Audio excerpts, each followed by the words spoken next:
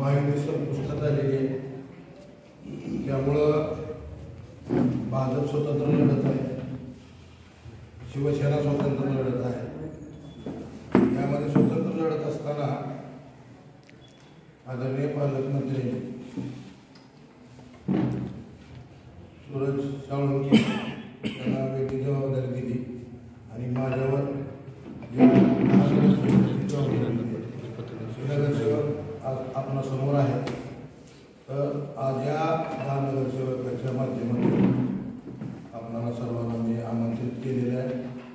खरं तर ही माहिती नैसर्गिक होती, जी की महाराष्ट्र सरकारमध्येही महायुती आहे, परंतु इथल्या स्थानिक परिस्थितीमुळं किंवा इथल्या स्थानिक नेत्यामुळं ही माहिती तुटलेली आहे.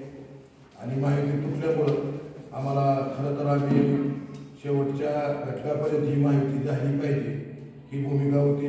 आदरणीय पालकमंत्री या संदर्भात बोलत होते त्यांच्याशी आणि त्यांनी शेवटी की अतिशय ज्या की नगण्य जागा आम्हाला देण्याचा ही केलं. त्यावेळेस आदरणीय पालकमंत्री यांनी सांगितलं की ठीक आहे, आपण ही निवडणूक स्वतंत्र लढायची आणि त्यांच्या आदेशानुसार आज शिवसेना धाराशिव शहरामध्ये नगरपालिकेच्या निवडणुकीमध्ये स्वतंत्र लढत आहे. खरं तर मला माहीत नाही भाजपची काय अडचण होती, कारण अतिशय कमी जागावर आम्ही तयार होतो, परंतु त्याच्यावर कार्यकर्त्याची संख्या जास्त आहे. आता मतदार आहे का नाही मला माहीत नाही, परंतु कार्यकर्त्याची संख्या जास्त होती, अर्ज मागणी करणारे जास्त होते. त्यांना असं वाटत असेल की उमेदवाराला संधी द्यावी न द्यावी, त्यामुळं त्यांनी शिवसेनेला घेतलेलं नाही. ही युती आमच्याकडून तुटलेली नाही, ही युती भाजपनं तोडलेली आहे. आणि ही निवडणूक लढत असताना आम्ही गाफील राहिलो, नाहीतर आमचे 41 उमेदवार शहरामध्ये दिसले असते. आमच्याकडे सगळे अर्ज भरलेले होते. आम्ही सांगत होतो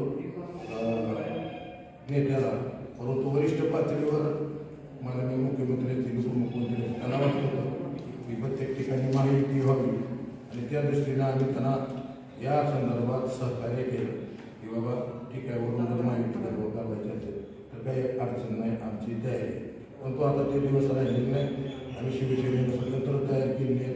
काही ठिकाणी आम्ही प्रभाग 1मध्ये आम्ही स्वतंत्र उमेदवार पुरस्कृत करत आहोत, 2 उमेदवार, आणि प्रभाग 6मध्ये एक उंबरे म्हणून महिलेचा एक उमेदवार पुरस्कृत केले. असे एकूण 10 उमेदवार, क्रमांक 1, क्रमांक 4मध्ये आमचे एक उमेदवार आहेत, क्रमांक 5मध्ये आमचे 2 उमेदवार आहेत, क्रमांक 6मध्ये एक पुरस्कृत आणि आमचा अधिकृत उमेदवार, क्रमांक 7मध्ये आमचा एकच उमेदवार आहे, क्रमांक 8मध्ये आमचा एकच उमेदवार आहे आणि क्रमांक 11मध्ये एकच उमेदवार आहे.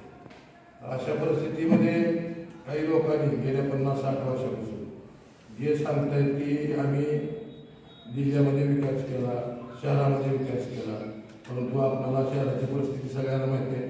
आपण सगळे पत्रकार बंधू या शहरामध्ये जर राहणार आहे तर आमचं मत आहे की आजपर्यंत या शहराचा कुठलाच विकास झालेला नाही. आज कुठल्याही शहरामधल्या कुठल्याही छोट्या रस्त्याची जरी परिस्थिती तर कुठं विकास यांनी केलेला नाही. 60 वर्ष यांच्याकडे सत्ता होती, जी मंत्री होते, आमदार होते, या जिल्ह्यामध्ये त्यांनी शहराचा विकास केलेला नाही. त्यामुळं आम्ही शिवसेनेला हे ठरवले. आज आमच्याकडे माननीय एकनाथ शिंदे साहेबांचा चेहरा आहे, जे की महाराष्ट्राचे उपमुख्यमंत्री आहेत आणि त्यांच्याकडं नगरविकास खातं आहे आणि आदरणीय पालकमंत्री ज्यांच्या माध्यमातून आपल्याला या शहराला विकास करण्यासाठी निधी मिळणार आहे. असे आमचे पालकमंत्री आदरणीय प्रतापजी सरनाईक साहेब आमच्या या शिवसेनेच्या निवडून आमच्यासोबत आहे. येणाऱ्या काळामध्ये प्रत्येक प्रभागाचा कसा विकास करायचा किंवा ज्या प्रभागामध्ये आमचे उमेदवार आहेत त्या उमेदवाराला कशी ताकद द्यायची हे सगळं आमच्या याबद्दलचं निवेदन झालं. आणि मी स्वतः या 10 नगरसेवकाची जबाबदारी घेतलेली आहे. खरं तर आपण पाहताय की आम्ही या शैक्षणिक संस्थेच्या संकुलाच्या माध्यमातून आम्ही या शहराचा नाही म्हणलं तरी काही ना काही विकास करण्याचा विकास केलेला आहे. आमच्या संस्थेच्या माध्यमातून या शहरामध्ये आज या विद्यार्थ्यावर अवलंबून असलेले सर्व कोचिंग क्लासेस, जवळपास 200 कोचिंग क्लास या शहरामध्ये चालू आहेत. जवळपास 150 वसतिगृह, छोटे मोठे वसतिगृह या शहरामध्ये चालू आहेत संस्थेच्या माध्यमातून. 100 मेस चालू आहेत.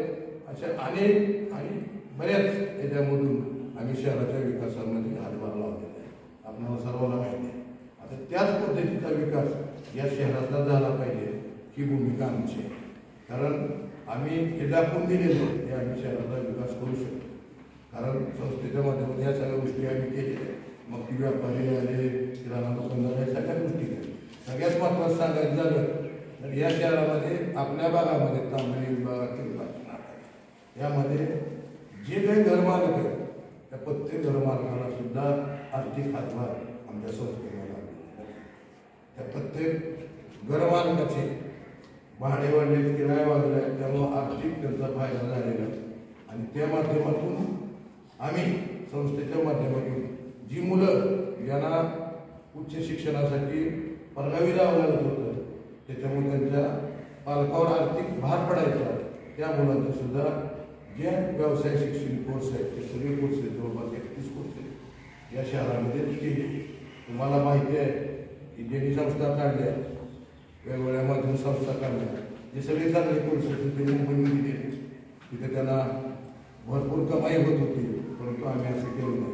मध्यम आणि गरीब पालकासाठी, गरीब लोकांसाठी या शहरामध्येच आम्ही या सगळ्या संस्था ठेवल्या.